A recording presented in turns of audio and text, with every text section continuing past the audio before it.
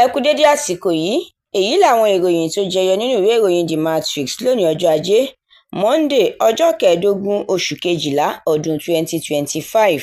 Ẹniọlá Sàlíù lórúkọ mi. Àwọn àgbààgbà nínú ẹgbẹ́ òṣèlú alátakò ti fi ẹ̀sùn kan Ààrẹ Tinubu pé ó ń lo àwọn àjọ tó ń gbógun ti ìwà ìbàjẹ́ tako àwọn káwọn má bàa lè sọ ohunkóhun.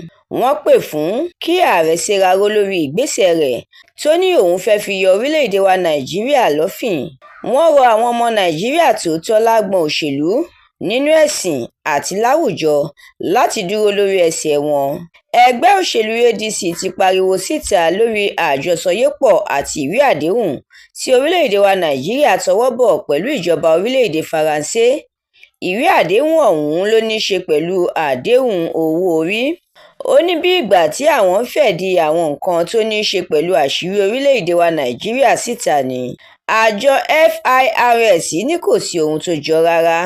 Àjọ SERAP ti ní òun yóò wọ́ adájọ́ àgbà lórílẹ̀-èdè yìí Lateef Fagbemi lọ sí ilé-ẹjọ́ lórí ọ̀rọ̀ owó àjọ NDDC tí iye rẹ̀ jẹ́ tírílíọ̀nù 6 náírà.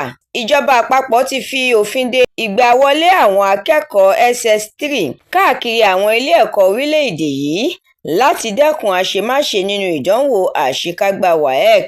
Ọmọ oṣù 8 àti obìnrin kan gbẹ̀mí mì níbi ìjàmbá ọkọ̀ tó wáyé ní ìpínlẹ̀ Èkó. Tompolo gbóṣùbà káre fún ìṣàkóso Nyesom Wike ní ìlú Àbújá. Ìròyìn eré ìdárayá. Ẹgbẹ́ agbábọ́ọ̀lù Man City gbé ewúro sí Crystal Palace lójú lẹ́yìn tí Erling Haaland mì àwọn méjì, eléyìí tó fún wọn láǹfààní láti máa súnmọ́ ẹgbẹ́ agbábọ́ọ̀lù Arsenal lórí tábìlì English Premier League.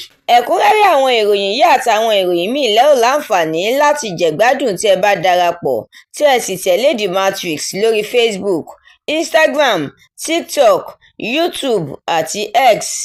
Àdúrà mọ́mi Balógun ló ṣe òǹgbùfọ̀ ìròyìn yìí. Ẹniọlá Sàlíù lórúkọ mi.